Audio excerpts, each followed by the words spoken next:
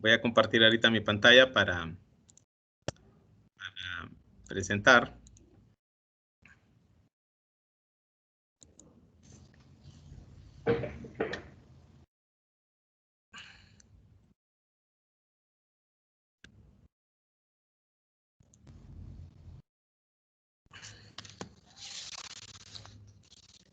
Bueno, bienvenidos. Buenos días a todos. Gracias por su asistencia. Les saluda desde Tegucigalpa, Honduras, Miguel Ángel Figueroa Rivera, director general de Electricidad y Mercados de la Secretaría de Energía. Bienvenidos a la 9ª actividad de webinars y panel de expertos para el intercambio de experiencias y conocimientos para el fomento de la movilidad eléctrica en Honduras.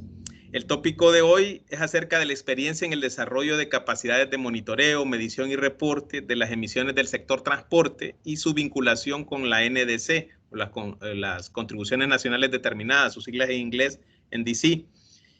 También agradecemos pues a la presencia del excelentísimo señor embajador de la República de Costa Rica, don Mauricio Herrera Ulloa, que nos viene colaborando y compartiendo con nosotros sobre los planes de descarbonización de Costa Rica y que también el doctor Escoto pues nos comentará. Bienvenidos también distinguidos panelistas expertos, invitados de la República Oriental de Uruguay y Honduras, ¿verdad? Que en breve pues vamos a presentar. Señores funcionarios del gobierno de Honduras que forman parte del Comité Interinstitucional para el Fomento de la Movilidad Eléctrica en Honduras.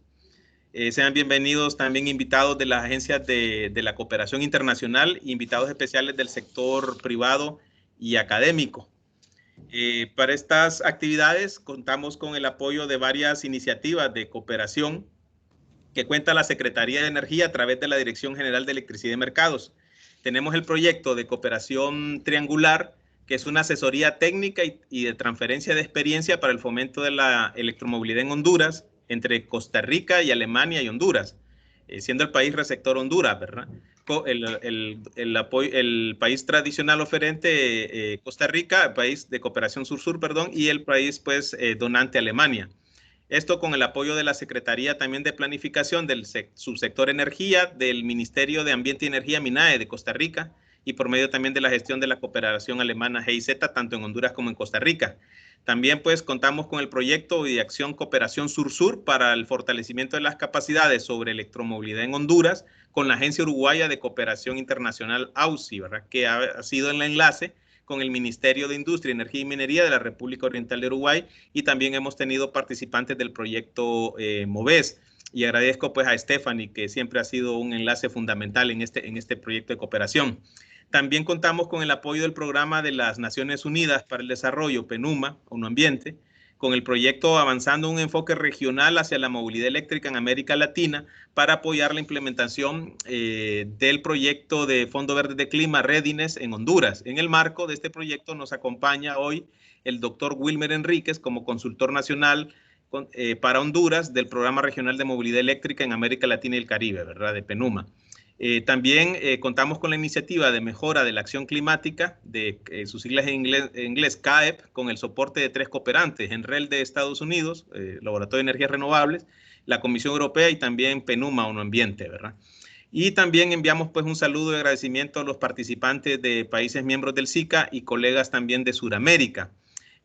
También contamos con el apoyo del decano de la Facultad de Ingeniería, el ingeniero Eduardo Joaquín Gross, que está presente, de la Universidad Nacional Autónoma de Honduras, que estará transmitiendo en vivo mediante Facebook Live de la Facultad de Ingeniería, y al final pues habrá también de las exposiciones un espacio, ¿verdad? Ahora pues quisiera presentar las agendas, ¿verdad? De este webinar de hoy, que nos acompañan 3 distinguidos conferencistas. Vamos a presentar, pues tengo el honor de presentar al doctor Marlon Escoto, delegado presidencial de Cambio Climático de la Oficina Presidencial de Cambio Climático de Honduras. El doctor Escoto es ingeniero agrónomo de la Escuela Nacional de Agricultura, ENA, máster en asentamientos humanos y medio ambiente de la Pontificia Universidad Católica de Chile. Es doctor en Ciencias y Tecnología del Medio Ambiente por la Universidad de Granada, España. Antes fue secretario de Estado, ministro de los despachos de Educación Pública en el periodo 2012 a 2017. Ha sido docente, investigador y también vicerrector y rector de la Universidad Nacional de Agricultura UNA. También distinguido tanto a nivel nacional e internacional por instituciones, gremios, colegios y organizaciones por el apoyo brindado a la educación en Honduras del 2007 al 2010.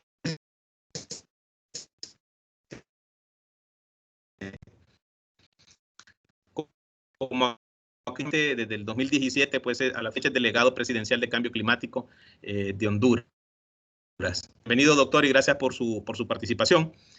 También tengo el honor de presentar a Beatriz Olivet Martínez. Ella es asesora ambiental del Ministerio de Industria, Energía y Minería de la República Oriental de Uruguay, dedicada principalmente a los aspectos de energía y de movilidad, apuntando a incorporar los aspectos ambientales desde el diseño de las distintas iniciativas. Es docente de ecoeficiencia en el Centro de Producción Más Limpia de la Universidad de Montevideo, de formación química, con especialización en producción más limpia y en gestión ambiental.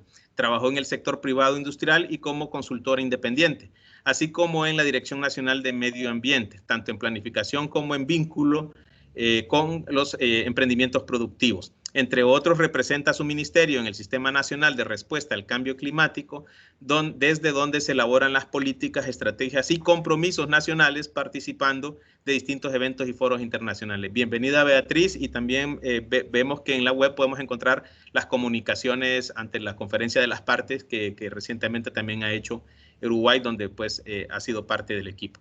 Bienvenido también ingeniero Rafael Abaña, que es ingeniero industrial mecánico de la Universidad de la República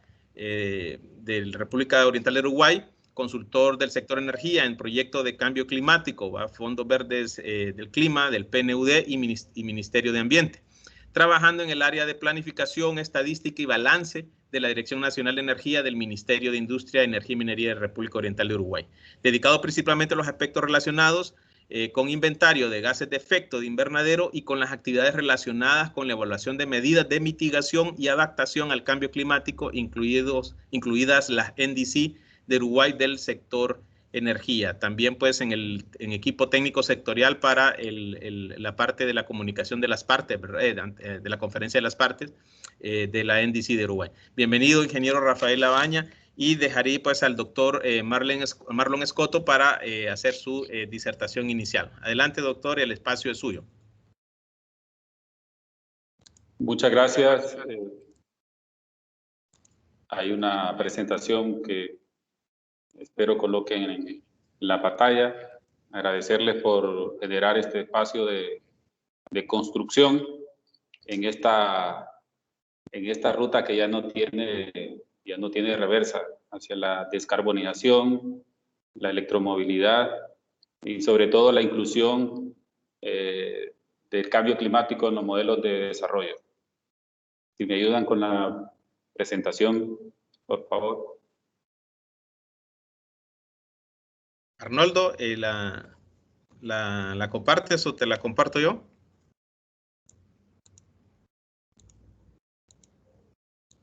Compártela, Miguel, por favor. Mejor usted, doctor. Sí, perdón, okay. Que no puedo. Gracias. Usted me va indicando, doctor. Ahorita voy a compartir la presentación. Yo le voy a compartir a grandes rasgos el Plan Nacional de Descarbonización de Honduras, que surgió justo en el seno de la COP25 en Madrid, con el respaldo de la Unión Europea y de Costa Rica como país referente en la temática y en esta triangulación que también se van sumando otros países.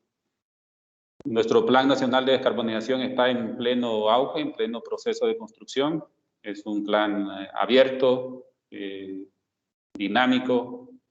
Estos somos nosotros ahora, un país considerado como de los más vulnerables ante el efecto de cambio climático y también con mucho estancamiento en temas de desarrollo, donde el tema de energía y transporte son fundamentales.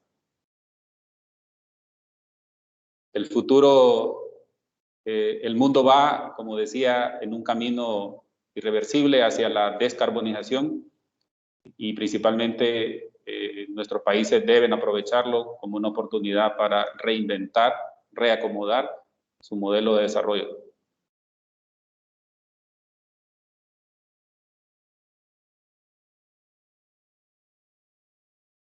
La descarbonización de Honduras, orientada y como objetivos principales, mejorar las condiciones socioeconómicas de las personas, el empoderamiento local y la transición justa. Son tres elementos que son transversales en casi todas las apuestas de descarbonización de los demás países y que nosotros también las asumimos como propias.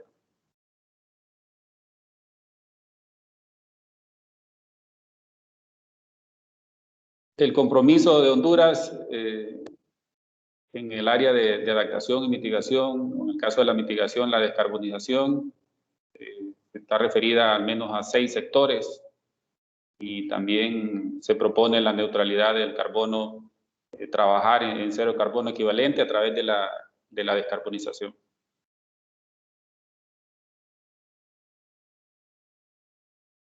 Esa es la matriz energética actual. Hay un espacio considerable de transición de la energía renovable de la energía de fuentes fósiles a energía renovable. En el recuadro se puede hacer estas valoraciones. Este es el gran espacio de trabajo que tiene el país.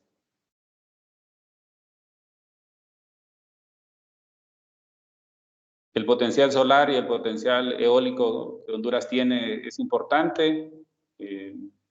Aquí está expuesto estas dos fuentes de energía. Hay algunas experiencias en el país. Obviamente hay mucho que hacer todavía en términos de aprendizaje, de tecnologías, y sobre todo de la transición de las fuentes fósiles a las fuentes renovables, pero tenemos un territorio con alto potencial de generación solar y eólica.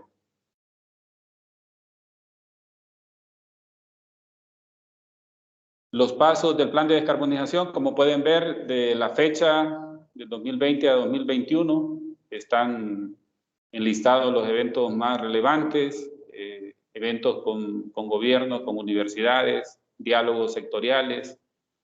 Aspiramos a fundar un instituto de descarbonización o algo similar en el país, el tema de publicaciones, y tendríamos el plan de descarbonización para el 2021. Alrededor de esto tenemos 12 investigadores asociados que trabajan con nuestra oficina, hondureños todos que están dispersos en el mundo y que tienen líneas de investigación de posgrado relacionadas con los componentes del plan de descarbonización.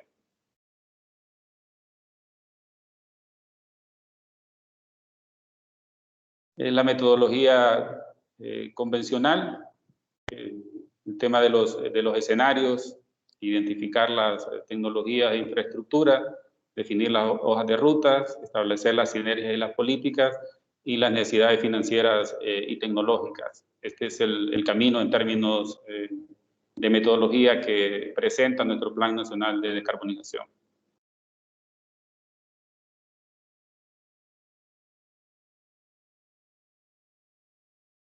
Adelante, por favor.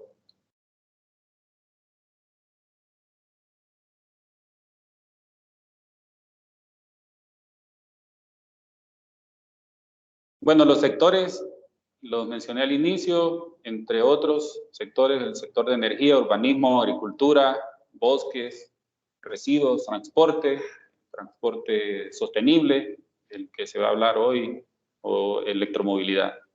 Son los sectores que contiene el Plan Nacional de Descarbonización.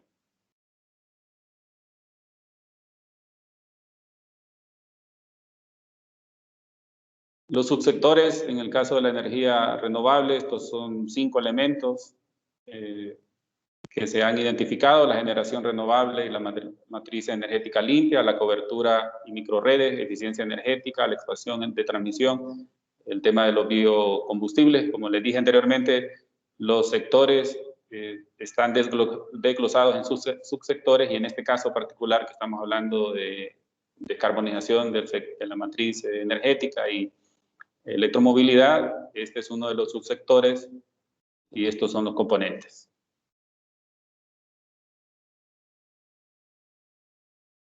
Subsectores en el transporte sostenible, electrificación de flota vehicular, transporte urbano sostenible, transporte de carga terrestre, tren eléctrico y la calidad de aire en las ciudades son los componentes de este subsector de transporte sostenible, del cual tendremos nuestros amigos de Uruguay que nos estarán compartiendo específicamente sobre esta temática.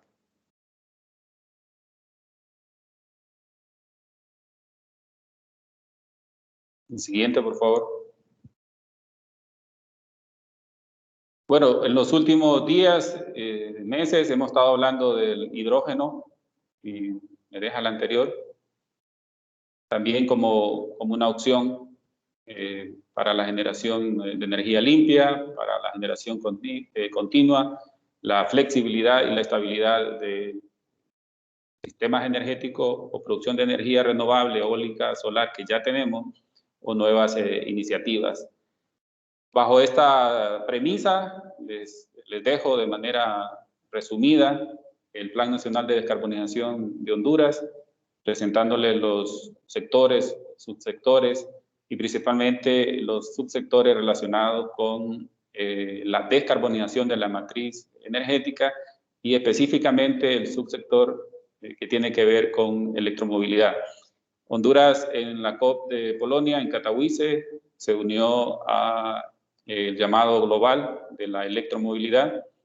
Luego, después de varias reuniones interinstitucionales a nivel de país, se consiguió establecer el Comité de Electromovilidad, donde participan diferentes instituciones y una de ellas es la Secretaría de Energía, la cual felicito y reconozco el trabajo y el liderazgo que han tomado en relación a esta temática, y es justamente el interés de la Oficina de Cambio Climático de Honduras de trasladar los elementos a las instituciones y que las instituciones vuelvan operativas estas iniciativas y que en algún momento podamos traducir estas iniciativas particulares en políticas de país.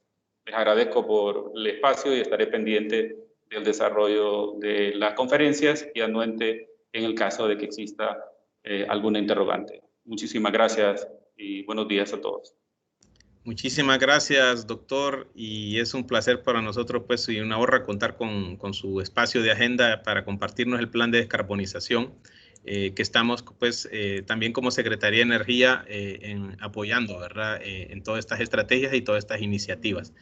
Doctor, lo invito a quedarse para escuchar ahorita, pues, las intervenciones de Beatriz y Rafael, pues, que los invito, pues, a compartir sus pantallas y el espacio es de ustedes. Adelante, Beatriz y Rafael.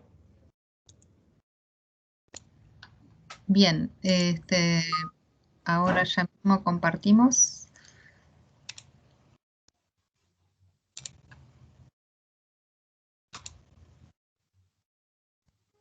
Confírmenme, por favor, si se está viendo.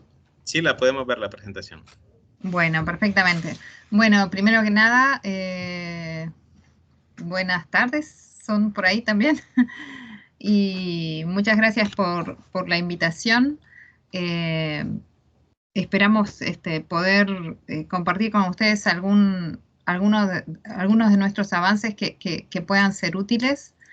Hay algunas cosas en las que nosotros podemos haber avanzado más y la verdad que mirar las experiencias de los demás nos fue sumamente útil. Y bueno, y quedamos a las órdenes para cualquier información adicional que ustedes que puedan requerirnos, ¿sí? Para no perder más tiempo, comenzamos directamente.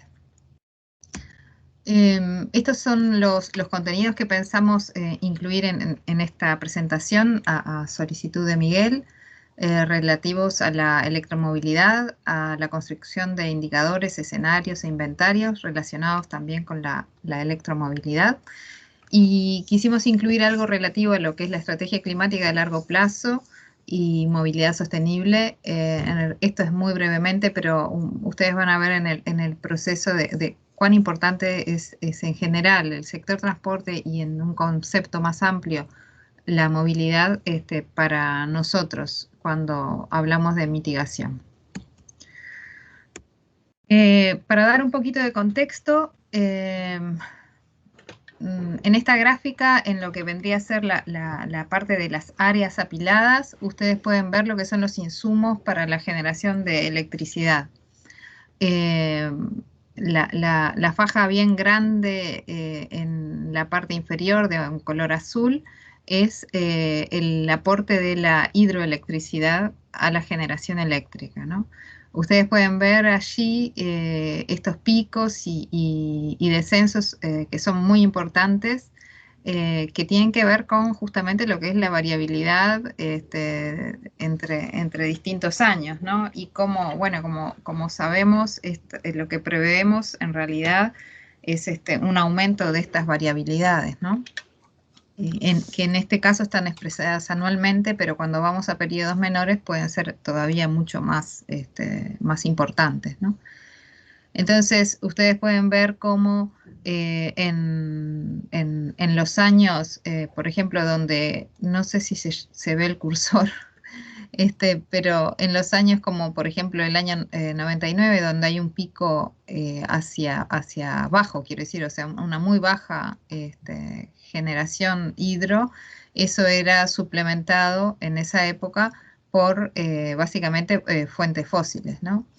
Y después de lo que es la incorporación de lo que llamamos renovables no tradicionales, en años como puede ser el 2018, que de repente tiene valores similares en hidraulicidad, esa ya no es complementada por fósiles, solamente en una pequeña proporción, sino que básicamente tenemos las renovables no tradicionales como la eólica, la solar y la biomasa, ¿no?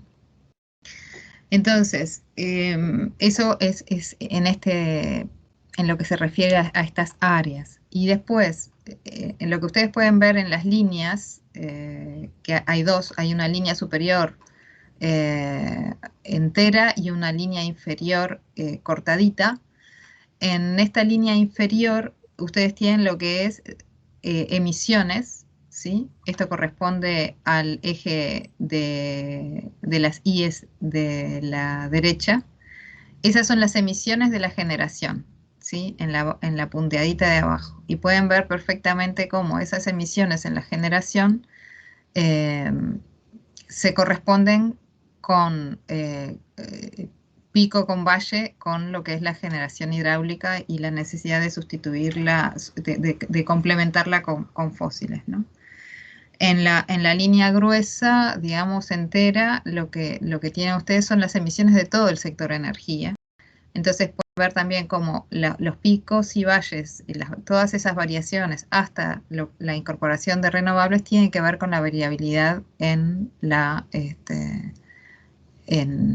disponibilidad de hidraulicidad, ¿no? Y eso, bueno, ya no sucede en los últimos años, donde ya pasa a ser importante el aporte de las no tradicionales. Entonces, bueno, nosotros ya hicimos esta transformación, que realmente era una necesidad imperiosa para nosotros, era una necesidad de adaptación, y decidimos ir por por las renovables no tradicionales como una forma de mitigación. Entonces, para nosotros adaptación y mitigación siempre van juntas, ¿no?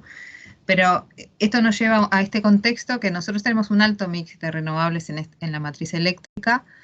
Nosotros, por este es el dato de 2019, que es un 98% de renovables, pero esto ya sucede hace varios años, ¿no? Estamos entre 97 y 98, pero bueno, hace muchos años ya tenemos por arriba del 90-95%, ¿no?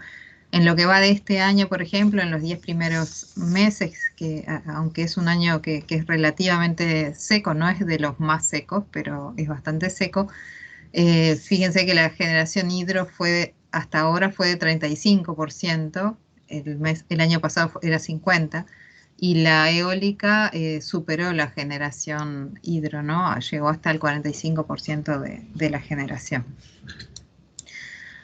Entonces, lo siguiente para comentar con ustedes es, bueno, con una matriz eléctrica tan limpia, el peso del transporte, considerando las emisiones solamente del sector energético, es muy grande, ¿no? Es muy pesado. Es el 60% de las emisiones de energía corresponden al transporte, ¿no? Entonces, claramente es una clara prioridad para trabajar. Además, este sector transporte tiene la característica de estar en crecimiento, ¿no? Más allá de lo que fue el periodo de crisis que nosotros tuvimos en 2002, 2003 y que después empieza lo que es la recuperación económica, esa recuperación económica va acoplada a un aumento de crecimiento de las emisiones provenientes del transporte, ¿no? Por un aumento muy sensible de lo que es el parque particular individual, además de todo lo que es la carga asociada a los emprendimientos productivos, ¿no?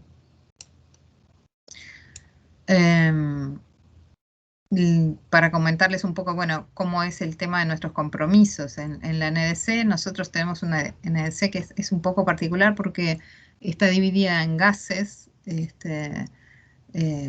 Estos son los compromisos globales, después hay otros compromisos específicos, ¿no?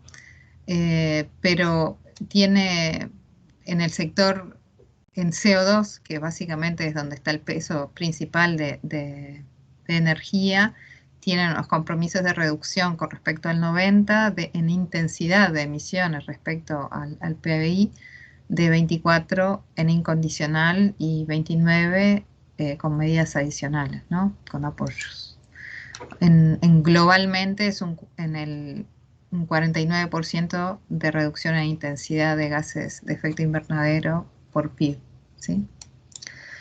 En particular en lo que tiene que ver con el transporte, nosotros ahí incluimos varias cosas. En negrita resaltamos lo que tiene que ver con la electromovilidad. Tenemos compromisos en biocombustibles, en incorporación de vehículos eléctricos, también en lo que es la red de carga eléctrica. Y además, bueno, tenemos medidas asociadas al etiquetado de eficiencia energética en los vehículos livianos a combustión.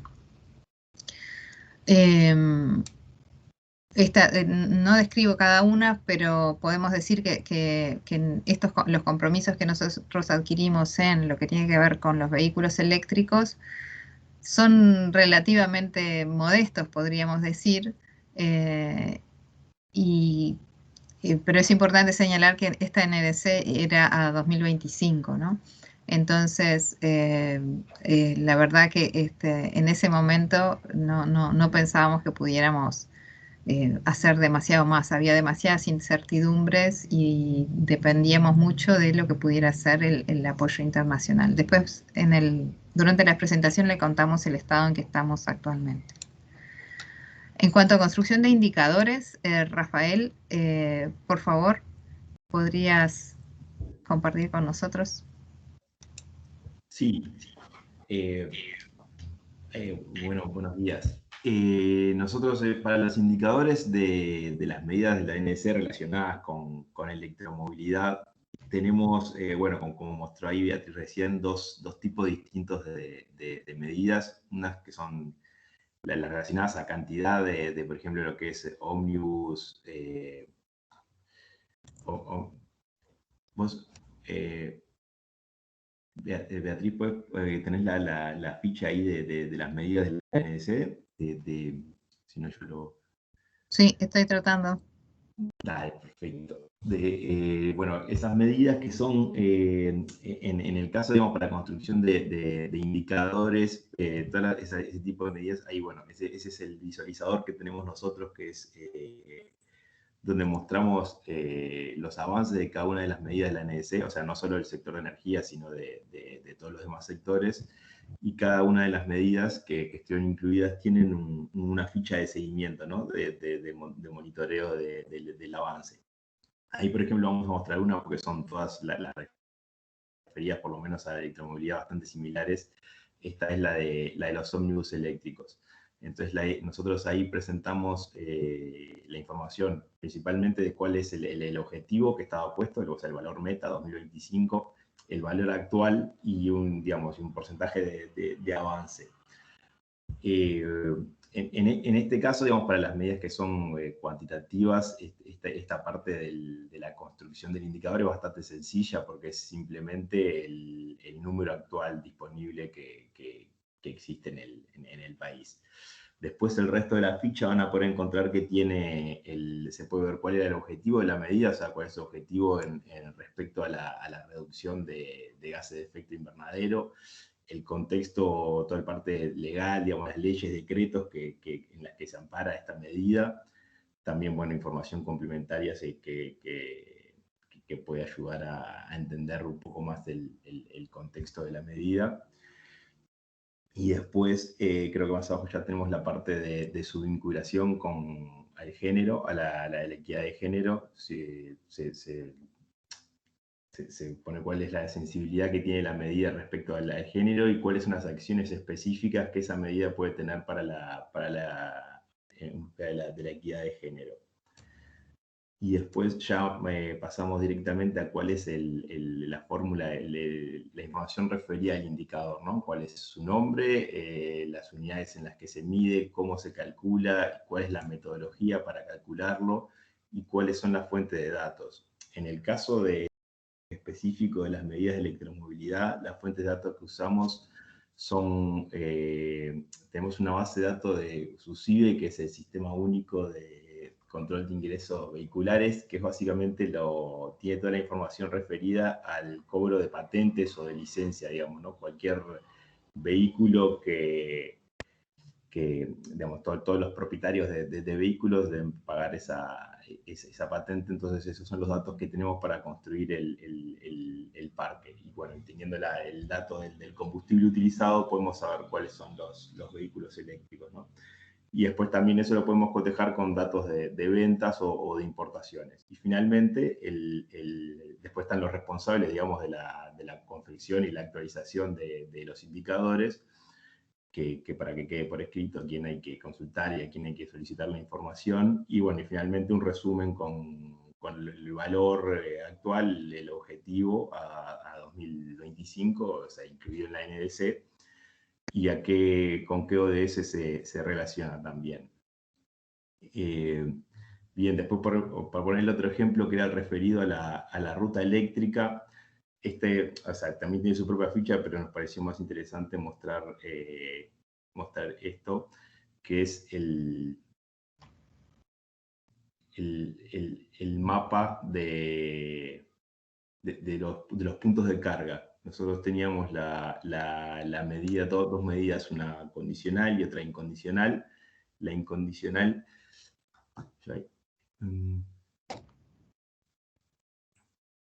Ahí, perfecto. En la incondicional, la medida que teníamos era poner puntos de carga, digamos, públicos para la recarga de vehículos eléctricos en todo lo que es la zona sur del país, digamos, conectando el este con el oeste por el sur, y que se puede ver que ya, perdón, para empezar, en el mapa ese lo que están en azul son todos los puntos que ya están instalados, y los verdes son los que están previstos, ¿no? Acá podemos ver que la medida que nosotros teníamos como incondicional ya está cumplida, digamos que teníamos todos los puntos que conectan, digamos, el este con el oeste por el sur, que es, digamos, la zona más poblada del país. Y después, de la parte de la medida condicional, que sería, digamos, poder completar con puntos de carga todos los principales ejes carreteros del país. Eso es la que está ya bastante avanzada, y de hecho está previsto culminarla para cumplir con la medida NDC. Y lo otro que faltaría, que acá no está reflejado, es que también habíamos puesto en la NDC, era la de que todos los puntos fueran de recarga rápida. Que eso hoy todavía no está, pero en cada uno de los puntos pueden ver la información de si es con carga lenta o rápida, y esa es la idea.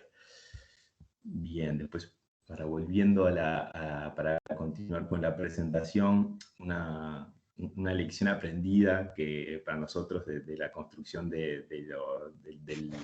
sobre todo del monitoreo, el reporte del MRV, digamos, de las medidas de la NDC, es que en este caso a lo mejor no queda tanto reflejado porque son indicadores bastante sencillos, pero con otras medidas, como por ejemplo pudieron ser todas las que eran referidas al etiquetado en eficiencia energética, nos resultó un poco más complejo la construcción de la ficha del indicador para monitoreo. Entonces, bueno, nos quedó para nosotros, por lo menos como elección, es de ya al momento de pensar la medida y de redactarla, que incluya el ejercicio de ver cómo se va a monitorear luego para que sea más simple después de llevar a cabo.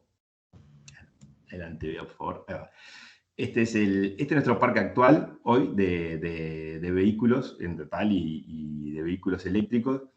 Y bueno, acá creo que está bueno para ver, digamos, por ejemplo, ahí en la parte de la derecha tenemos en taxis y ómnibus, que esa es una realidad que estamos, por ejemplo, en ómnibus que eran 15, por ejemplo, en la medida condicional ya la cumplimos, porque de hecho el valor actualizado en todos, estamos en 67, o sea que pensamos que en 2025 vamos a poder cumplirla.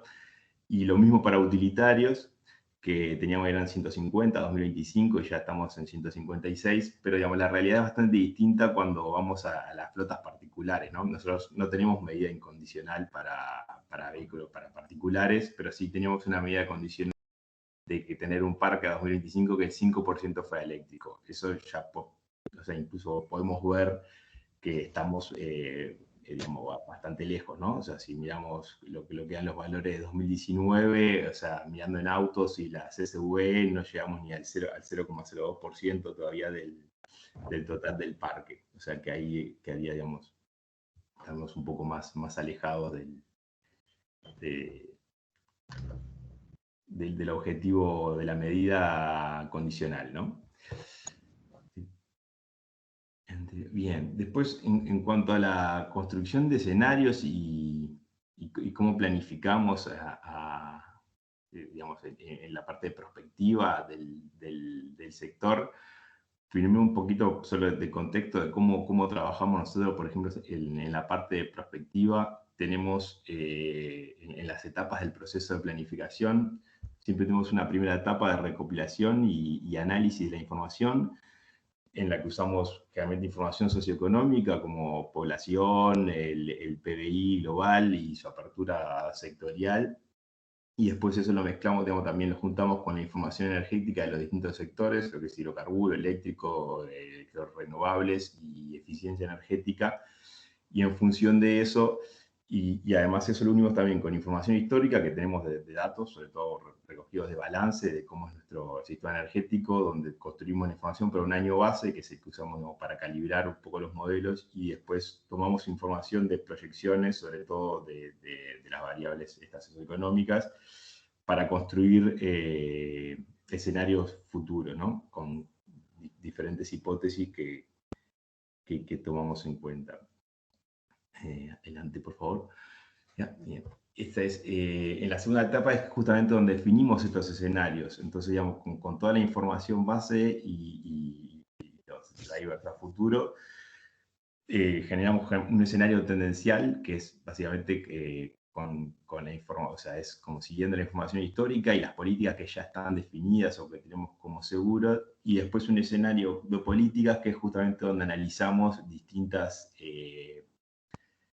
variables o hipótesis de cosas que podrían suceder o que se quieren estudiar qué pasaría como si se aplicaran determinadas políticas. Eso da lugar a distintos escenarios, que después más adelante vamos a ver uno de ejemplos que construimos. Bien, en la tercera etapa lo que hacemos es ya pasar al estudio de la demanda, que eso lo tenemos ya dentro, digamos, del sector de energía. Tenemos diferentes sectores, como puede ser por un lado de actividad, ¿no? Residencial, comercial y servicios, o industrial, y el sector de actividades primarias. Y por otro lado tenemos el transporte, porque es el que se trabaja un poco distinto, que es el que vamos a ver, porque lo tenemos separado justamente por modo de transporte, el medio, y por categoría y por tipo de combustible, por fuente, ¿no? Bien, ya yendo directamente al modelado de cómo proyectamos el parque automotor, nosotros para distintos tipos de vehículos usamos de diversas metodologías y diversos drivers. Nosotros, por lo menos lo que tomamos para la realidad nuestra, usamos tanto para lo que es la parte de autos, camionetas, camiones y tractores o tractocamiones, la función de Gompertz, que justamente que el driver que utilizamos para proyectar es el PBI per cápita.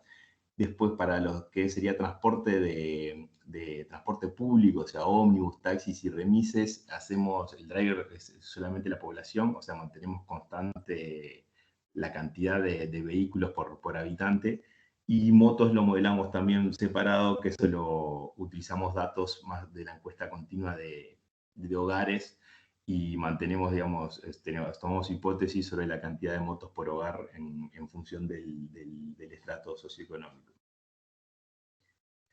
Bien, estos son los drivers, lo que ya habíamos hablado, ¿no? De proyección del PBI y de población. Nosotros tenemos una proyección de PBI basada en encuestas de expectativas del Banco Central del Uruguay y también una proyección de población a 2050 que realizó el Instituto Nacional de Estadística. Y esa es la que usamos de driver para el modelado de los modelos.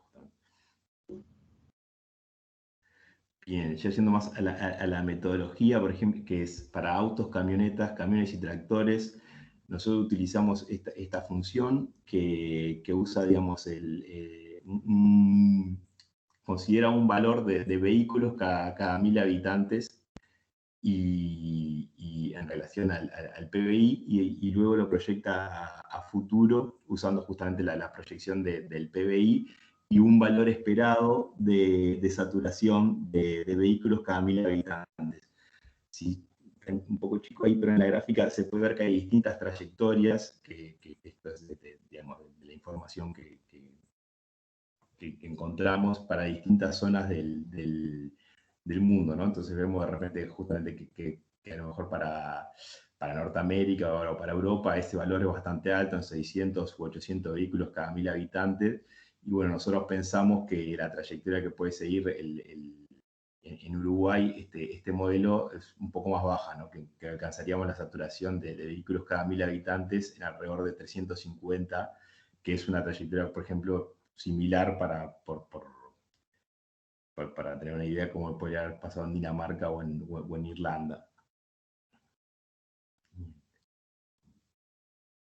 Y bueno, utilizando justamente esos modelos, y, o sea, la proyección del PBI y esa función, estimamos que el parque de vehículos podría aumentar de esta forma a 2050, ¿no? Eso en un escenario, digamos, tendencial, este sería el número total de vehículos para autos. Después, lo que hacemos para ver cómo considerar la penetración de vehículos eléctricos dentro del parque, nosotros consideramos para el parque, para cada tipo de vehículos, una curva de supervivencia, que en realidad usamos teórica porque no tenemos datos para construirla a nivel uruguayo, ¿no? Nacional. Entonces utilizamos una curva teórica de supervivencia de autos, entonces teniendo el parque y la supervivencia teórica, podemos determinar cuál sería la reposición anual, es decir, cuántos autos se tendrían que vender anualmente para sostener ese crecimiento del parque. Y justamente lo que hacemos después es, viendo qué porcentaje de esas ventas corresponden a cada tipo de combustible, es que en eso determinamos cuál sería el parque, o sea, eléctrico en cada año a futuro, ¿no?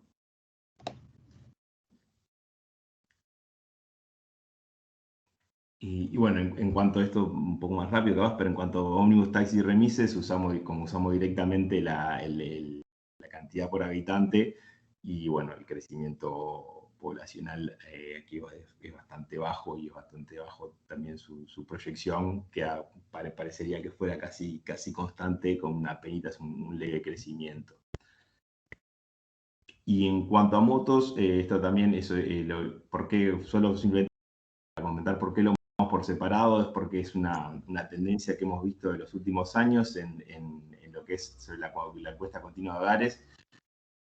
En la parte de la izquierda de la pantalla son las motos cada 1000 hogares para todos los estratos socioeconómicos y las distintas zonas del país. Y vemos que en todas viene bajando, entonces por eso no lo tuvimos que modelar de forma distinta porque no podíamos suponer que subía con esta evidencia de los últimos años, y bueno, tomamos unas suposiciones de que se mantiene a la baja durante un tiempo.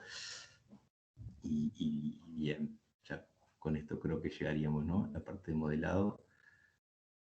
Sí, gracias, Rafael.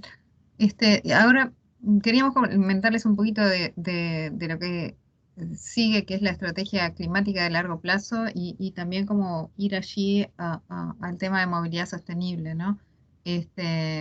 Como nosotros en la NDC, como ven ustedes, lo que fue nuestra primera NDC, tratamos de poner, digamos, unos alcances relativamente sencillos y que fueran fáciles de medir. Igual, como decía Rafael, después nos encontramos con cosas que no eran tan sencillas. Pero bueno, Uruguay presentó su propósito de avanzar en la preparación de una estrategia de largo plazo y incluye ciertas cosas, ¿no? Incluye lo que es un desarrollo bajo en emisiones, incluye también todo lo referente a lo que es la capacidad de adaptación y resiliencia, sin comprometer la producción de alimentos. Y en particular tiene algo que afecta muy sensiblemente al energético, que se quiere avanzar hacia una neutralidad de CO2 hacia 2050. En nuestro caso, no es como en Honduras, que por lo que entendí hablan de una descarbonización general, o sea, considerando todos los gases de efecto invernadero. En nuestro caso estamos enfocando hacia la neutralidad en CO2, porque Uruguay tiene un perfil de emisiones que es muy particular, en el cual la energía no es el principal, el principal componente de las emisiones nacionales, sino que es el sector agrícola, en particular el sector pecuario, digamos, fuertemente establecidos sobre lo que es la producción pecuaria, ¿no? Sobre el ganado vacuno. Y bueno, en ese caso, no es como en nuestros temas, digamos, que tienen que ver con energía, donde tenemos distintas opciones tecnológicas. En el tema de las vacas no es tan sencillo, más allá de que hay una cantidad de medidas que se han ido tomando. Y bueno, básicamente en mediciones que tienen que ver con intensidad de emisiones por PBI, e inclusive en emisiones por unidad de producto, ¿no? En esas cosas se ha trabajado muchísimo, y de hecho la NDC de Uruguay tiene compromisos específicos que tienen que ver con las emisiones por unidad por kilo de carne, digamos, ¿no? Bueno, pero esto es lo que hace que nuestra estrategia haya dejado como un poco de lado esa parte. Y no quiere decir que se trabaje, va a trabajar lo que es el desarrollo con bajas emisiones, pero sin una meta como esta, que es el caso del CO2. En el caso del CO2, podríamos decir que la gran mayoría del CO2 proviene de lo que es el sector energético, ¿no? Una pequeña parte, un 8% aproximadamente, proviene de lo que es el cemento y la producción, ¿no? O sea, en la parte de lo que se llaman las industrias de proceso, en particular cemento y cal, ¿no? O sea, el peso para la energía en este tema es importante. Entonces, cambiando un poquito desde lo que tiene nuestra primera NDC, y pensando en esta estrategia de largo plazo, y también lo que es nuestra siguiente NDC, nosotros presentamos nuestra NDC en 2017, o sea, nuestra INDC la transformamos, y nuestra primer NDC fue presentada en 2017, Por lo tanto, nosotros apuntamos a presentar una nueva NDC a 2030, esta vez en 2022. Aspiramos que esa NDC sea realmente, como pretendemos, un mojón hacia lo que es la estrategia de largo plazo, hacia los objetivos que fijemos en esa estrategia de largo plazo, ¿no? O sea, nosotros tendremos una estrategia 2050, digamos unos objetivos, unas metas a 2050 y determinados hitos previos, entre los cuales nuestras NDC serían nuestros como esos hitos intermedios donde estarían plasmados los objetivos a seguir. Entonces, en ese caso, ya esto que presentamos en la NDC, que fue tantos buses, tantos taxis, tantos vehículos, o sea, se transforma y entonces estamos trabajando en un terreno como mucho más estratégico que es el de la movilidad sostenible, con todos los aspectos de los cuales nosotros rápidamente mencionamos algunos acá, pero es una cosa que es muchísimo más amplia que lo que es la propia movilidad, la propia electromovilidad.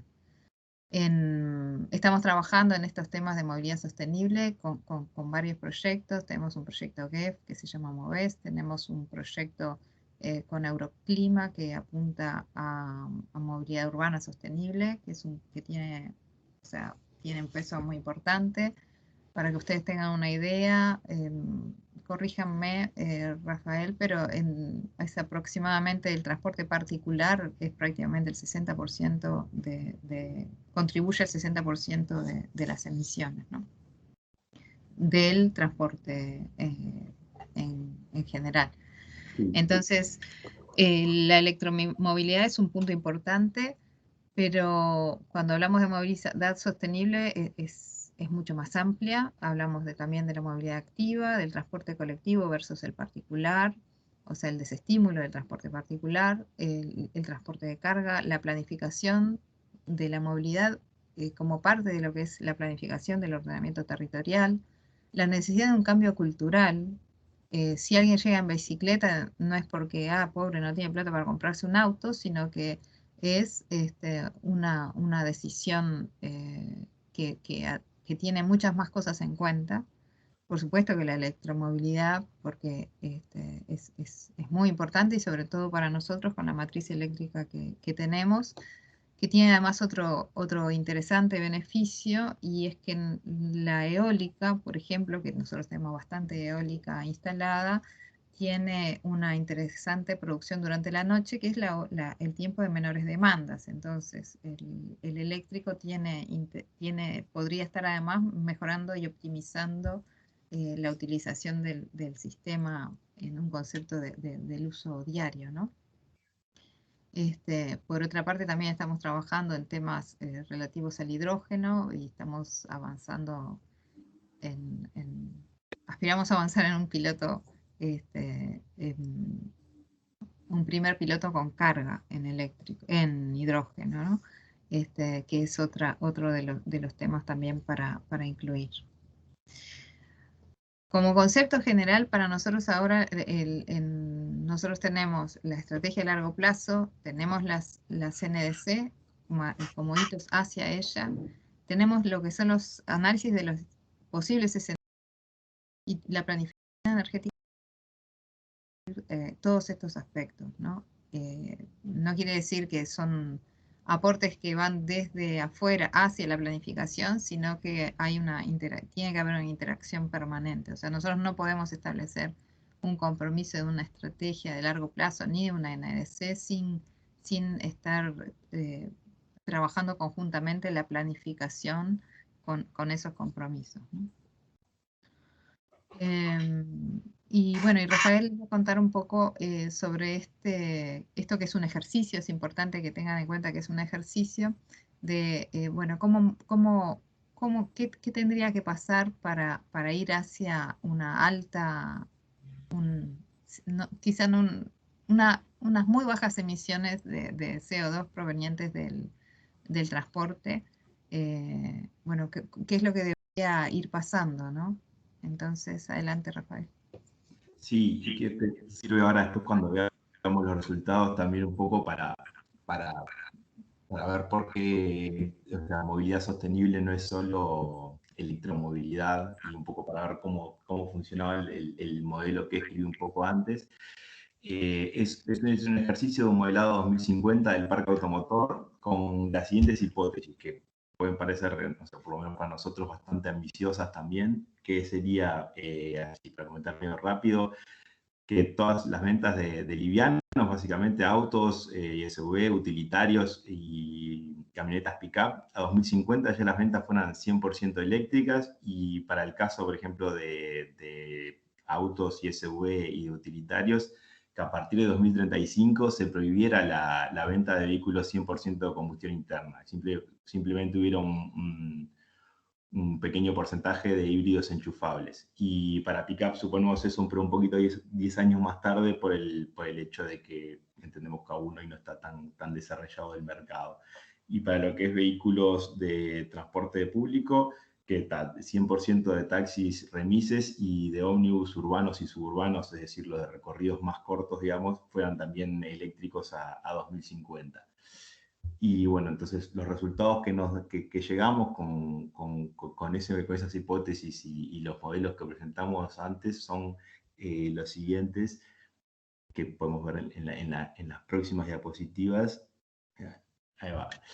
Que vemos, por ejemplo, esto sería para autos y SUV, una cosa que acá a lo mejor no queda muy clara, porque ahí aparece como que o sea, es verdad que los automóviles bajarían, el conjunto de autos y SUV sube. Lo que estamos viendo, esto pasa por una tendencia que estamos viendo en los últimos años, es que aumenta el porcentaje de ventas de SUV y disminuye el automóvil. Pero digamos, si estuvieran vistas en conjunto, aumentaría el total. Pero bueno, vemos que a 2050 igual todavía quedaría determinado porcentaje de parque a combustibles fósiles, 100%, digamos, de combustión interna, y o sea, no alcanzaríamos lo que sería, digamos, la descarbonización total del sector de transporte. Y lo mismo ahora en las otras diapositivas también vemos, por ejemplo, cómo irían pick-up y utilitarios, y en la última, en transporte público, incluso todavía nos quedarían un montón de ómnibus que todavía tendrían que utilizar diésel.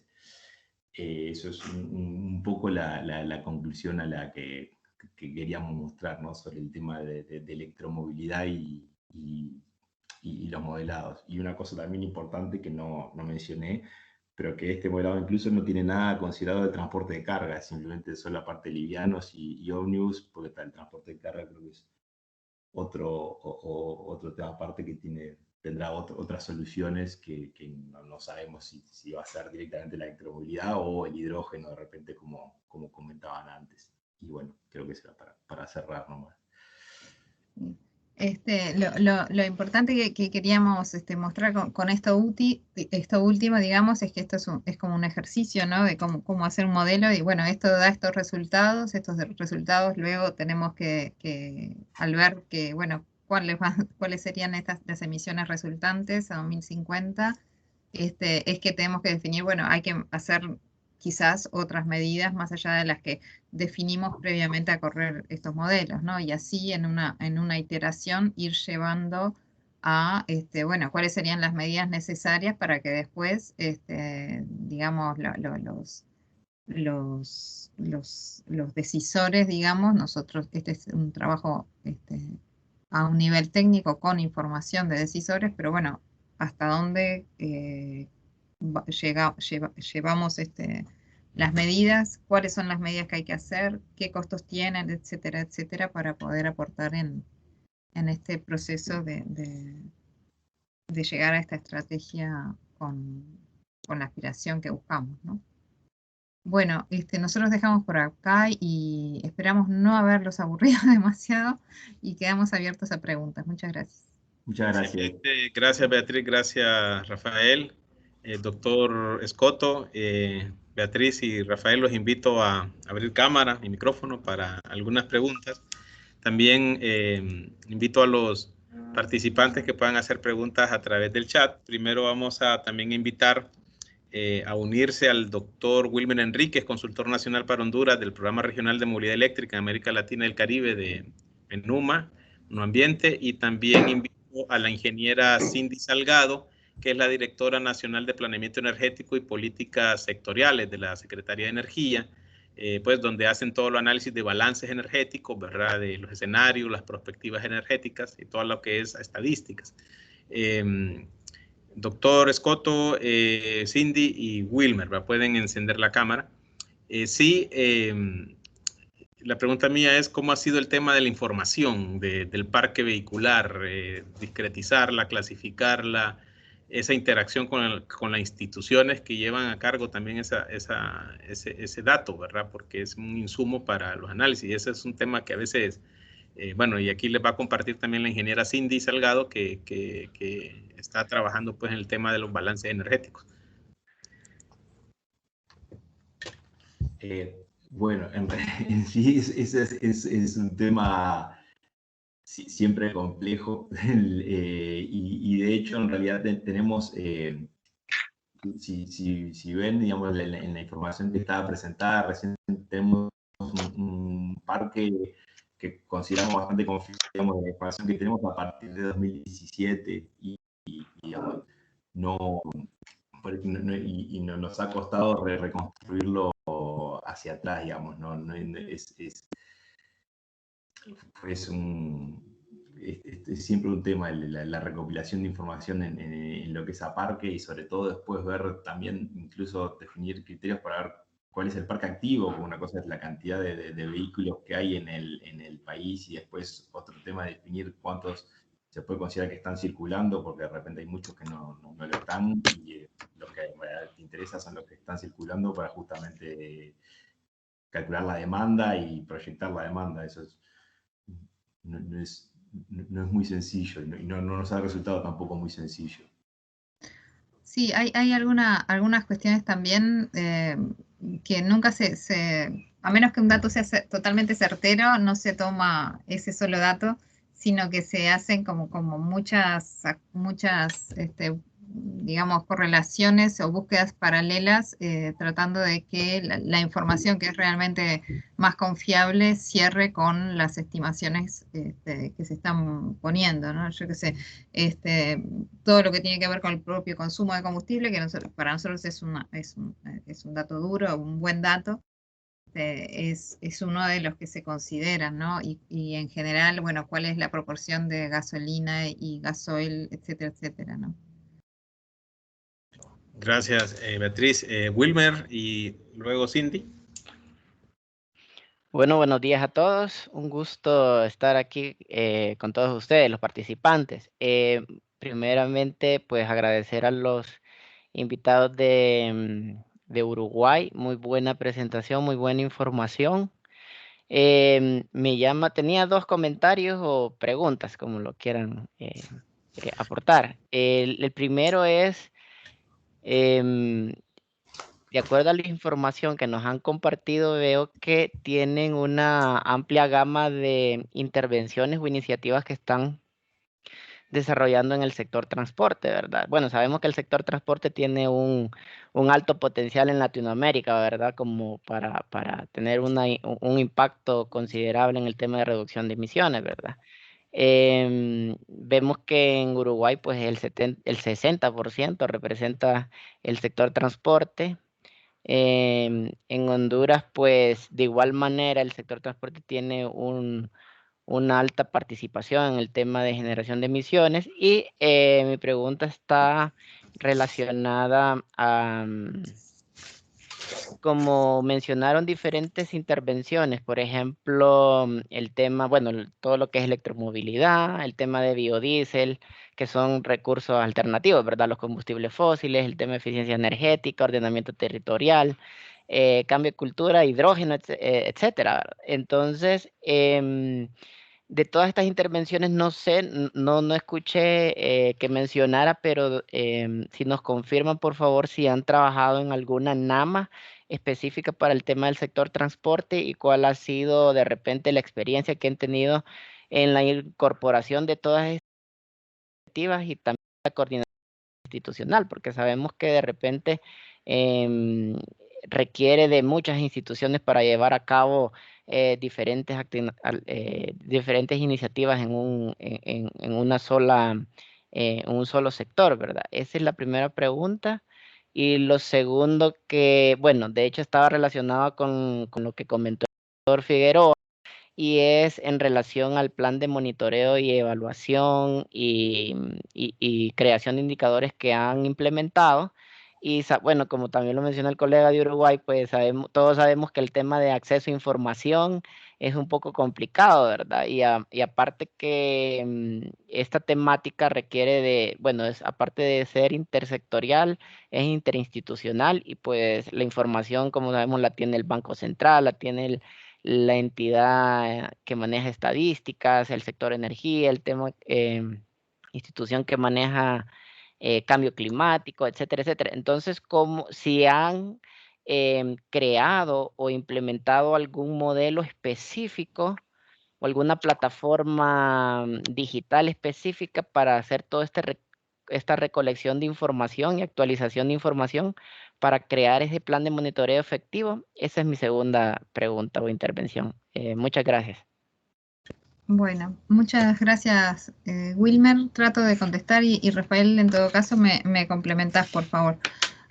Un primer tema, y es el transporte en Uruguay es 60% de las emisiones del sector energía. No, por las dudas que quizás no haya quedado claro, no quiere decir que ese sea 60% del total de las emisiones, porque por lo que comentaba, el sector agropecuario es muy pesado en emisiones en Uruguay. En Uruguay tiene una matriz que es más o menos groseramente 80-20, que es 80 agrícola y 20 energía, ¿no? Y dentro de energía está transporte, dentro de transporte es el 60%, dentro de energía es el 60% transporte. Esa es una primera cosa. Después hay dos temas que planteabas que me parecen como muy importantes, que es todo lo que tiene que ver con la coordinación institucional, y que en estos temas es clave. En lo que tiene que ver con las iniciativas de transporte, ahí lo que nosotros estamos trabajando es en un grupo interinstitucional que inicialmente se llamó de Eficiencia Energética del Transporte, y hoy día su foco está mucho más en todo lo que es la movilidad sostenible, y la electromovilidad es una cosa muy importante que ha venido trabajando. Y en ese grupo estamos, por supuesto, nosotros como Ministerio de Industria y Energía, Ministerio de Transporte, están el Congreso de Intendentes, que se refiere a una organización de los gobiernos departamentales, que es digamos, el segundo nivel de gobierno. Luego el nacional están los departamentos en Uruguay. También la Oficina de Planeamiento, también el Ministerio de Ambiente, y bueno, ahora también el Ministerio de Ambiente, que ahora se partió en dos, ¿no? Entonces, esa es una cosa importante, saber que en realidad existe un ámbito de coordinación de estas actividades. Esa es la primera.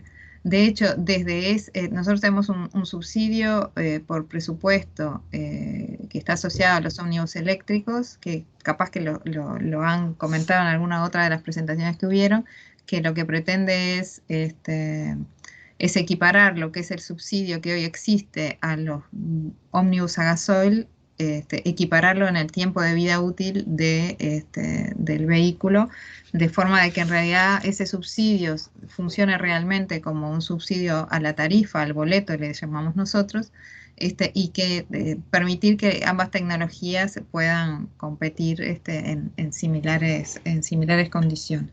Entonces, bueno, en todo esto que tiene que ver con energía tenemos este grupo interinstitucional, perdón, lo que tiene que ver con transporte y movilidad, este grupo interinstitucional. Sobre NAMA, no hemos trabajado en NAMAs de transporte.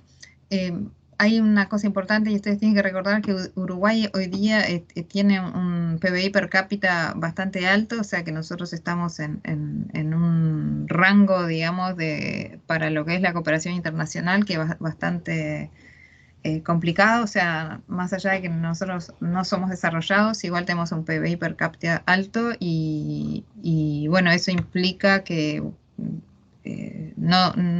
muchos fondos no estén disponibles para nuestro país. Entonces, no hemos desarrollado ninguna NAMA de transporte.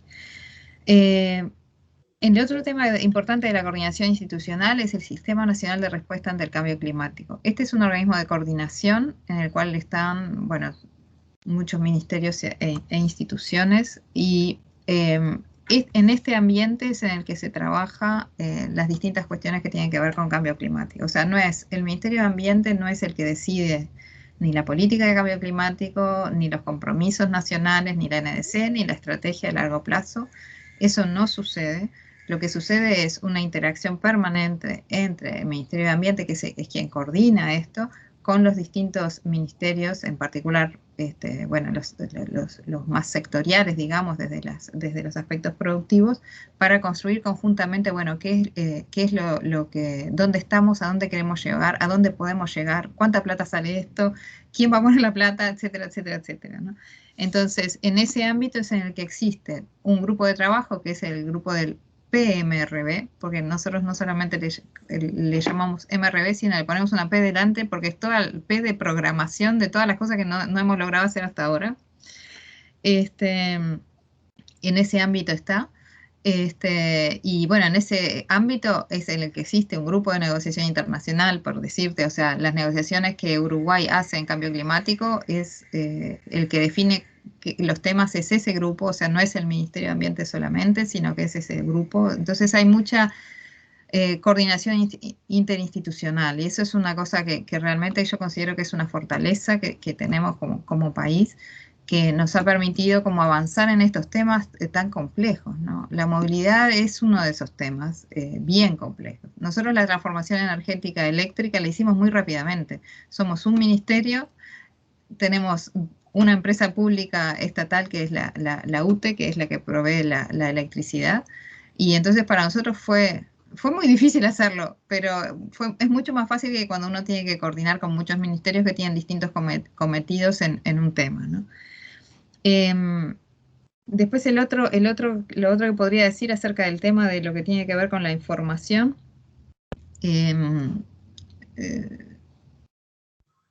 nuestro ministerio, nuestra dirección de energía es responsable de generar toda la información que refiere a energía, ¿no? Y por tanto tiene un vínculo muy estrecho con lo que es el Instituto Nacional de Estadísticas, y bueno, entonces en realidad tiene como un diálogo fluido hacia ahí. No sé si, Rafael, tú tenés algo que comentar acerca de esto último.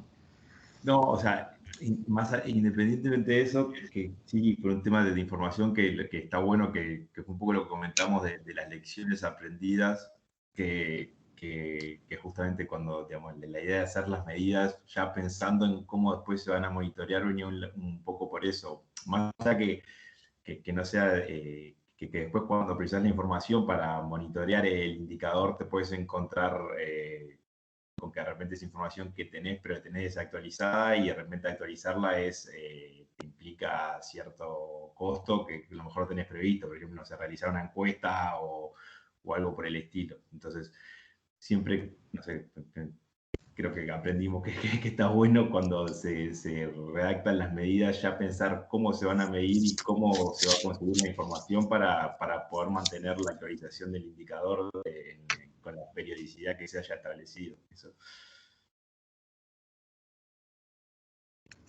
Gracias, ingeniera Cindy Salgado, nuestra directora nacional de Planeamiento Energético y Política Sectorial. ¿Cómo estamos, ingeniera, para ilustrar al público acá en lo que se ha determinado hasta ahora en emisiones del sector transporte, y la información que se puede descargar el balance energético en la página web de la Secretaría de Energía?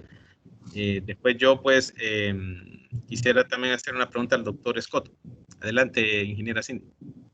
Sí, muy buenos días, un saludo a todos. Tal como comenta el doctor Figueroa, tenemos el informe del balance energético del 2018, donde pueden encontrar esta información que les voy a comentar. El consumo del sector transporte, el consumo final de energía es del 34% en nuestro país. y del consumo del sector. Y este emite el 46% de los gases de efecto invernadero. Y luego se traslada como a un 53% del total de emisiones del país. Entonces, pues sabemos que es algo de mucho impacto y sobre el cual necesitamos trabajar. En cuanto a las fuentes de información, nosotros utilizamos informes del Instituto Nacional de Estadística sobre el parque vehicular. En nuestro país tenemos alrededor de 1.800.000 unidades y tenemos algunas particularidades porque, por ejemplo, el 41% son motocicletas y eso es un tipo de vehículo que ha estado creciendo mucho en nuestro país. El 20% son pick-up, el 19% son vehículos turismos, un 10% de camionetas. Entonces, como pueden ver, no tenemos tantas unidades de camiones, pero sí, igual es representativo. Quería solamente tal vez agregar que también hemos trabajado un poco en planificación energética. Hemos hecho algunos modelados de penetración no tan ambiciosos como los que vimos en la estrategia de Uruguay, pero sí se ha trabajado también en sustitución de vehículos híbridos con porcentajes bien conservadores, como por ejemplo 5%, vehículos eléctricos. Entonces, compartir un poco al respecto y que esta información la pueden encontrar en el balance del 2018, ya está por salir el del 2019, y invitarlos a que visiten la página. Solamente. Muchas gracias, Cindy. Doctor Escoto, tenía una pregunta sobre nuestra matriz de electricidad. Es arriba de un 60% de fuentes de energía renovable, ¿verdad? Casi un 20% de energía variable, 10 y 10 de eólica y solar fotovoltaica. ¿Usted cree que esto se necesita una matriz más limpia? Es decir, un 80%, por decir algo, o estamos en una buena condición para avanzar siempre en movilidad eléctrica, porque no solo es viendo los porcentajes que aportan emisiones el sector transporte. Es decir, porque a veces la gente puede decir de que todavía necesitamos avanzar más en descarbonizar nuestra matriz de electricidad para electrificar la demanda. Doctor Escoto, ¿su opinión? Bueno, estamos claros que tiene que haber una razón por la cual hacemos las cosas, ¿no? La descarbonización o la movilidad, la matriz energética de fuentes fósiles a renovables deben tener un objetivo. El primer objetivo para el mundo desde cambio climático es reducir emisiones. Para nosotros debería ser resolver nuestros problemas. Tenemos problemas de acceso, de cobertura energética. Buena parte de nuestra ruralidad no tiene energía. Hasta el 40% de la ruralidad en Honduras no tiene energía. Entonces, tenemos que plantear iniciativas ganar, que gane nuestra población en cobertura, pero que esa cobertura sea renovable, sostenida. Por ejemplo, si aumentamos la matriz a renovables a través de la energía solar, principalmente en nuestra costa pacífica, eso luego lo inyectamos al sistema central, lo perdemos en alguna medida al transportar esta energía. ¿Y dónde llega? Es renovable, pero ¿dónde llega? Al sistema central, repite la historia de pérdida en transmisión y también repite la historia que no se paga esa energía.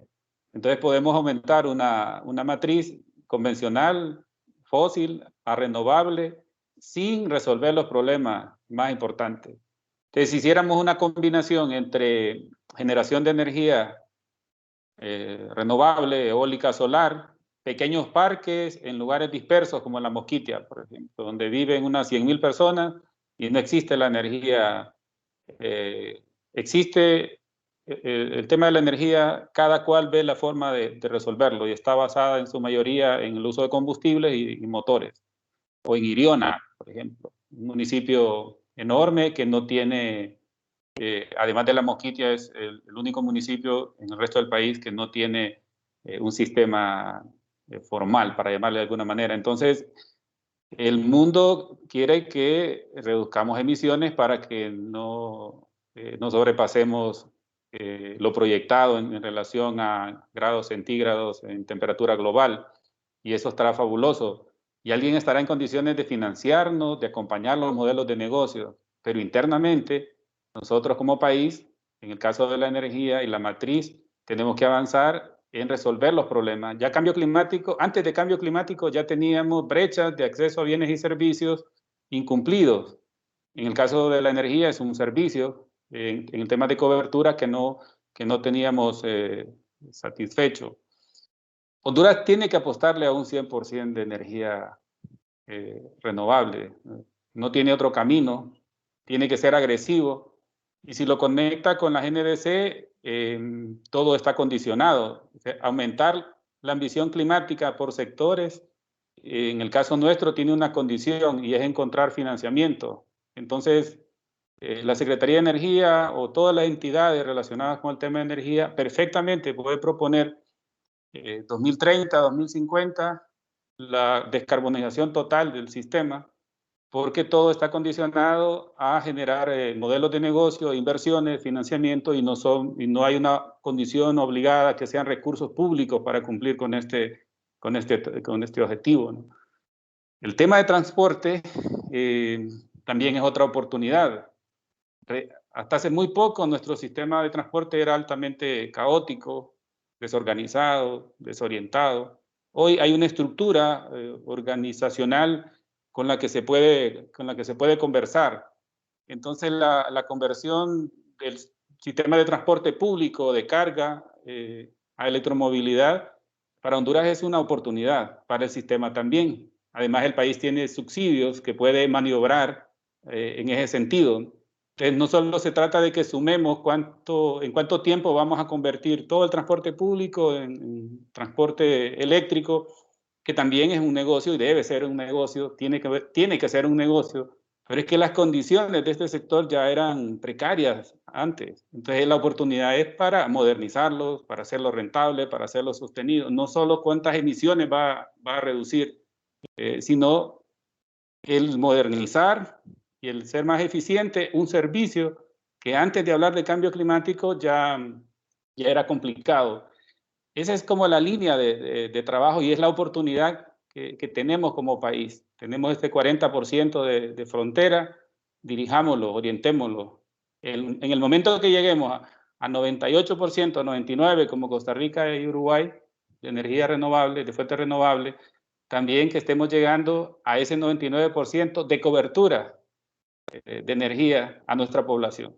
Si hacemos ese vínculo, entonces le estaremos cumpliendo al mundo, que está muy bien, que estamos cumpliendo.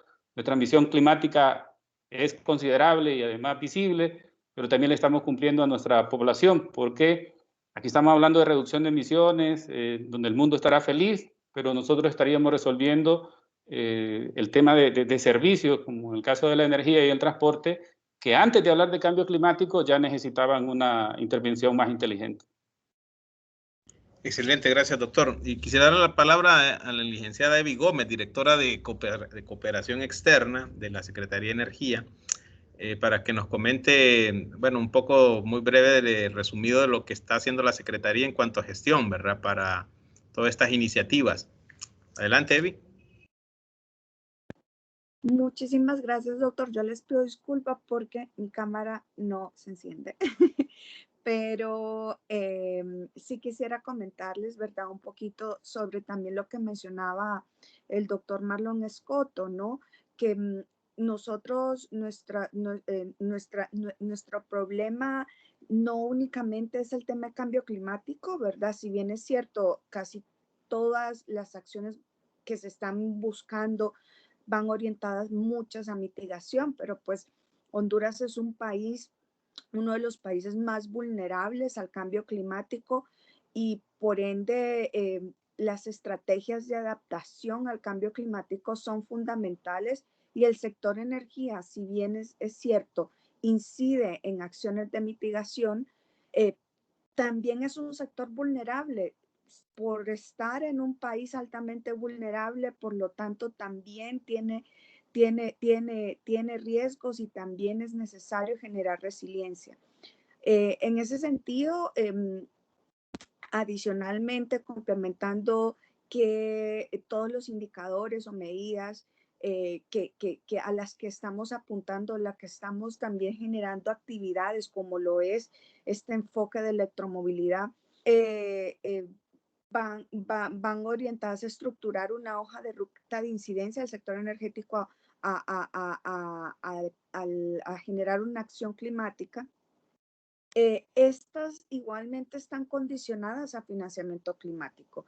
Y en este sentido, el quehacer de la Secretaría de Energía para poder lograr nuestra agenda de desarrollo y de incidencia en cambio climático es fundamental el acompañamiento por parte de los socios, los socios financieros que nos permitan también lograr con estos cometidos.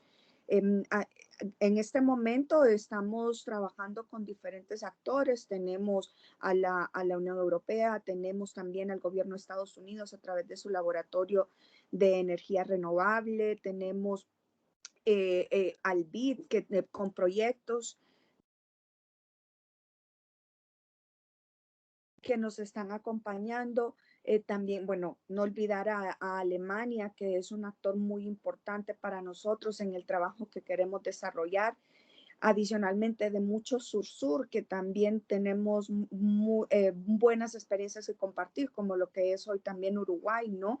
No solo vinculamos el tema de cambio climático a una acción climática, sino también a una acción para desarrollo.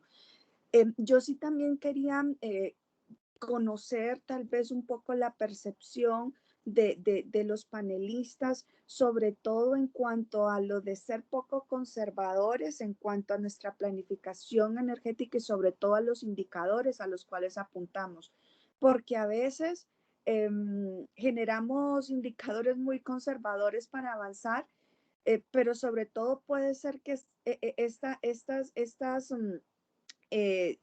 estas medidas conservadoras estén fundamentadas en el hecho también de no poder cumplir con esos retos, porque evidentemente hay muchos factores que inciden en el cumplir con esos retos, ¿no? Entonces sí quisiera como conocer un poco la perspectiva y la experiencia de los panelistas, sobre todo de Uruguay, en cuanto a sus medidas y en cuanto a cómo ven el ser conservadores o un poco menos conservadores dentro de los indicadores que podamos plantear para poder resolver los problemas que nos enfrentamos.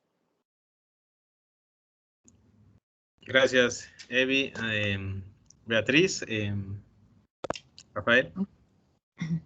Bueno, la verdad que uno no puede hablar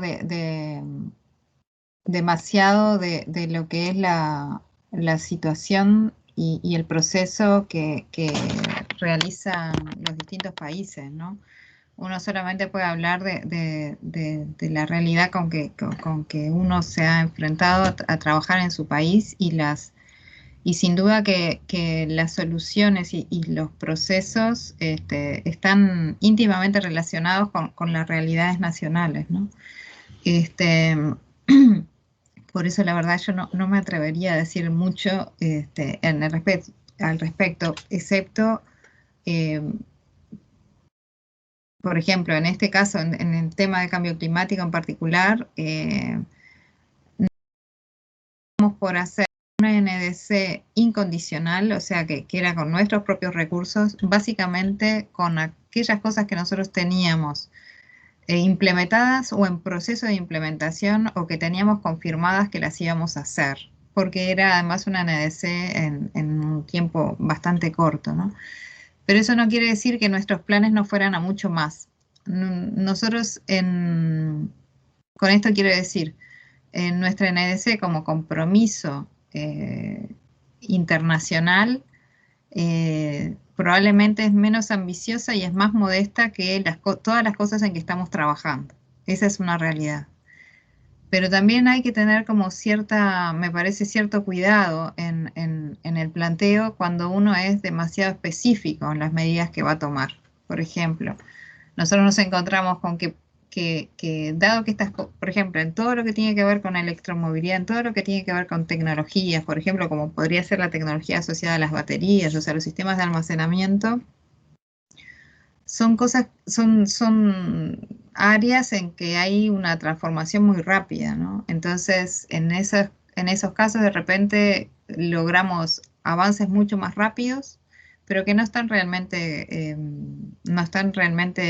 relacionados con que nosotros hayamos aumentado tanto más el esfuerzo en esas áreas, sino más bien que, bueno, los procesos tecnológicos nos han ayudado a que podamos desarrollarlos mejor, ¿sí? Y otras áreas en las que pensamos que sí, que íbamos a ir, esas no funcionaron tan bien.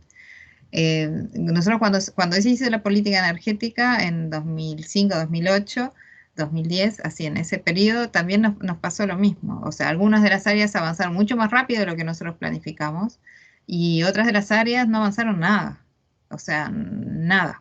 Entonces, el problema, esta es una visión absolutamente personal y el peligro que tiene la CNDC es que son compromisos internacionales. Entonces, uno tiene que ser yo entiendo que uno tiene que ser muy cuidadoso con eso, pero el problema es que como nosotros tenemos después el no retroceso, ¿no? El no retroceso, la necesidad de no reducir las ambiciones, hay que tener mucho cuidado en qué uno pone los compromisos y para darse margen, digamos, de mover cosas adentro, de que, bueno, aprovechar las que sí se funcionan bien y, bueno, y hay otras que no, pero en realidad es todo quizás es todo perfectamente razonable. Un país como los países como los nuestros de repente no tienen los fondos para hacer cualquier cosa como puede hacer un país desarrollado que tiene una mochila llena de plata, ¿no? Entonces, lo que puedo decir es eso. Nosotros lo que tratamos de hacer fue poner en lo que era el compromiso incondicional aquellas cosas que teníamos bastante certeza de que íbamos a poder llegar. Y pusimos como condicional aquellas cosas en las que queríamos aspirar, a las que realmente queríamos apuntar. Tiene una sola excepción y estoy siendo absolutamente honesta con ustedes y es el 5% de los vehículos eléctricos, porque esa medida es alcanzable en cualquier condición. Bueno, no sé si pude ayudarlo, pero realmente me parece que es muy particular de cada país. Gracias. No, excelente esa reflexión y en unos webinars anterior del impacto en el sistema eléctrico. Si uno electrificara, habíamos visto en Uruguay los modelos de planificación eléctrica, todo el parque vehicular era un 22% de la demanda eléctrica de incremento. Y si era el parque de transporte público, autobuses, era creo menos de un 5%. Algunos indicadores que nos resultaron bastante interesantes de revisar. Y antes, pues, ya para finalizar, quisiera darle al doctor Moisés Martínez de la Unidad de Mercados Eléctricos de nuestra dirección que lea algunas preguntas que están en el chat. También aprovecho para saludar al abogado César Quintanilla, que está desde el Facebook. Él es un comunicador, ¿verdad? Entusiasta y educador, y mucha campaña de sensibilización lucha contra el cambio climático que constantemente, pues, lo pueden ver en medios televisivos, ¿verdad? Un saludo, don César Quintanilla. Gracias por estar y su interés. Adelante, doctor Martínez. Hola, buenas tardes. La primera pregunta para el doctor Escoto. Mencionan que en San Pedro Sula, Honduras, desde el mirador del rótulo de Coca-Cola en el Merendón, se puede mirar una contaminación fuerte del aire encima de toda la ciudad. ¿Cuál es la metodología actual para el monitoreo de la calidad del aire en esta ciudad industrial? ¿Existe una base de datos al respecto en los años anteriores? Adelante, doctor Escoto.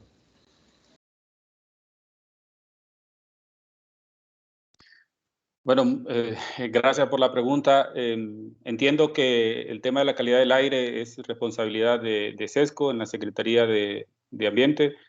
Ellos tienen monitores y también tiene COPECO a través de la instancia de monitoreo elementos meteorológicos.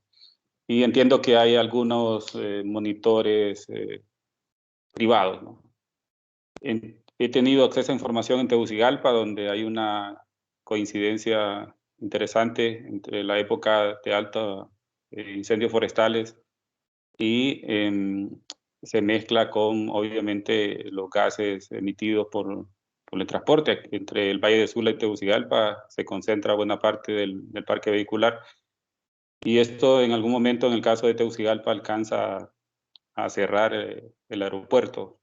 Hace un par de años, hasta 2 días consecutivos, el aeropuerto de Tegucigalpa estuvo cerrado. Esto es lo visible, esto es lo que podemos ver. Obviamente muchos gases no se pueden ver. Como estos gases se mezclan con partículas sólidas, en el caso de los incendios forestales, entonces ahí sí podemos ver el smog o esta bruma. En San Pedro Sula también se dan eventos muy puntuales, pero significativos, porque en San Pedro Sula es donde se concentran muchas industrias que emiten gases y partículas, no solo gases, sino también material particulado.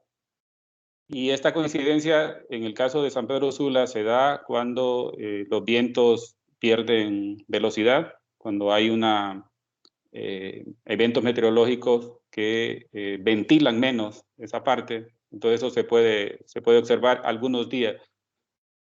Es una mezcla entre gases y partículas. Obviamente, cuando un escape de un vehículo a combustión está en funcionamiento, están los gases y el material particulado.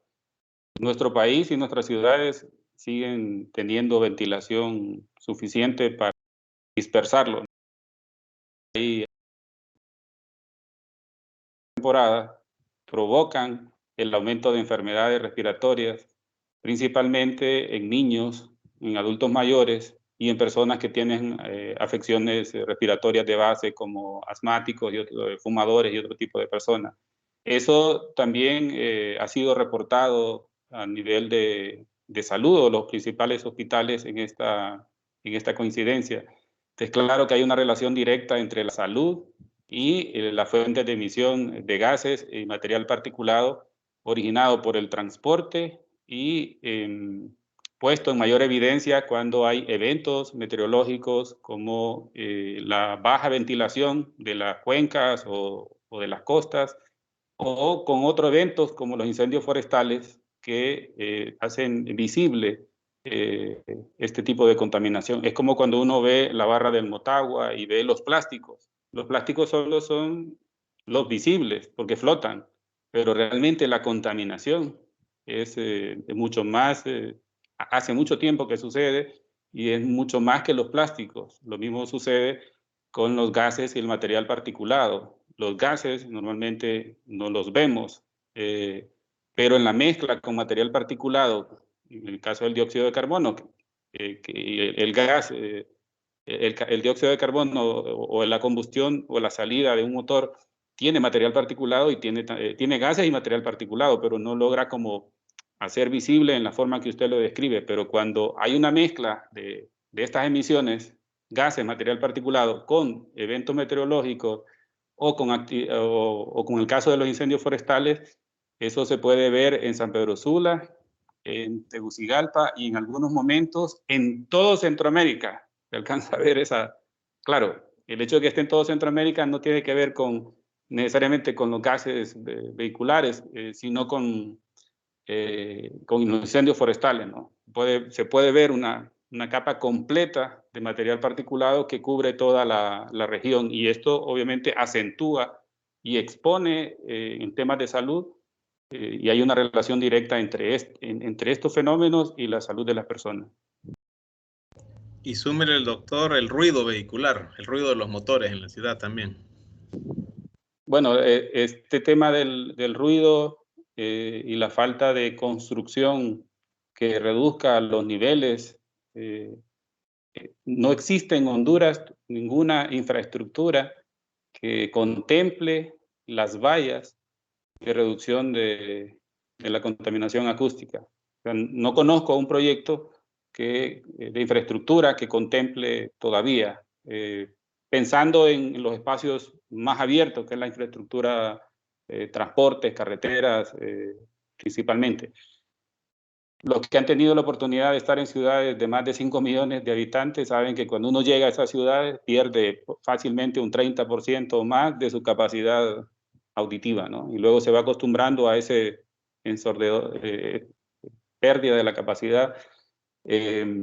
No tenemos todavía esos niveles, pero estamos claros que la electromovilidad reduce gases, material particulado, toxinas, y reduce sustancialmente la contaminación acústica. Eso es directamente proporcional a una intervención de electromovilidad, y sobre todo es que nosotros tenemos la posibilidad de generar la energía. Tenemos las opciones para que una parte de esa intervención, que es la fuente energética, esa es la diferencia. Cuando yo he conversado con los dueños de transportes, cooperativas, ellos están claros que la descarbonización es su camino, pero es un negocio, pero también es un negocio para la población en general, principalmente por estos temas de contaminación del aire y la contaminación acústica. Gracias, doctor. La última pregunta, doctor Martínez. La última pregunta dice, con respecto a la curva de tiempo de vida esperado de los vehículos, orientado al equipo de Uruguay, ¿han podido comparar qué tan apegada está esta curva esperada con la adquisición real de vehículos eléctricos? O sí, con el tiempo de vida esperado con respecto a las curvas reales, digamos, de adquisición de vehículos eléctricos. Sí, no, la verdad que no hemos podido, y de hecho justamente por eso terminamos usando la curva teórica, porque no tenemos datos confiables de la antigüedad del parque. O sea, en la base de datos que tenemos del parque automotor, sí la consideramos confiable en cuanto a la cantidad, pero el dato de antigüedad de cada uno de los vehículos no lo encontramos muy confiable, porque no lo hemos cruzado con otra información, sobre todo con las ventas anuales, y hemos encontrado bastantes diferencias. Entonces consideramos que no era el ideal usar esos datos para determinar una curva de supervivencia nuestra, que es, obviamente, estoy completamente de acuerdo, sería el ideal, pero no tenemos los datos suficientes como para hacerlo hoy. Sí, con los datos más recientes, pero bueno, obviamente llevará bastante tiempo poder construir la curva, porque consideramos que los datos de antigüedad más confiables son a partir de 2013, 2014, y bueno, entendemos que la gran mayoría de esos autos todavía están hoy circulando, y bueno, resulta un poco más complejo reproducirlo para atrás. O sea que la respuesta sería no por ahora.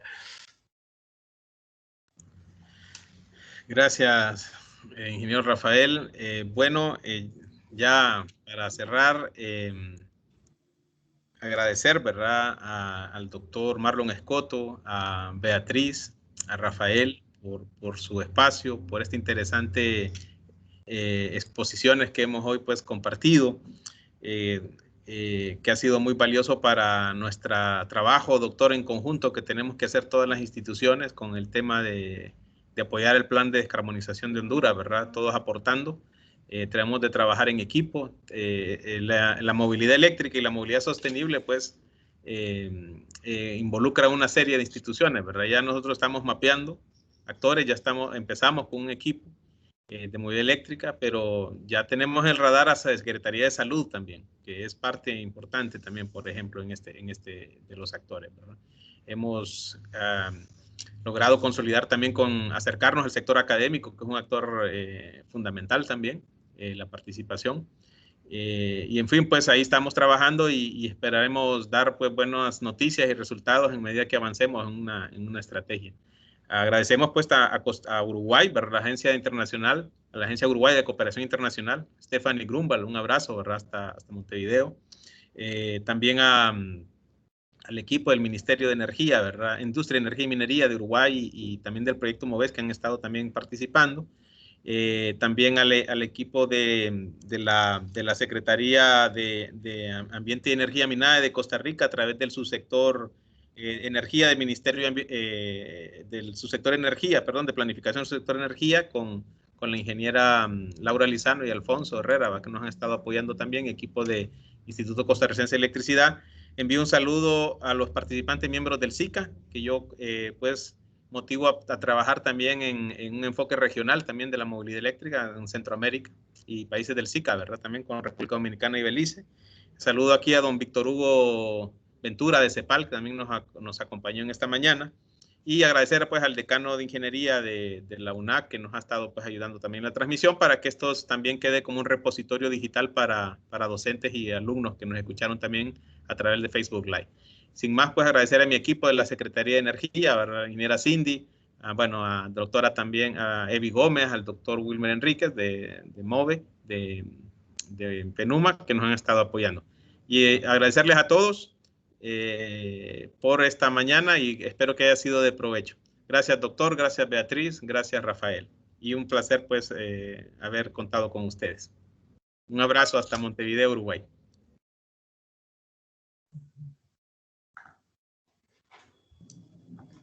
Bueno, un abrazo, muchas gracias. Cualquier consulta. Saludos.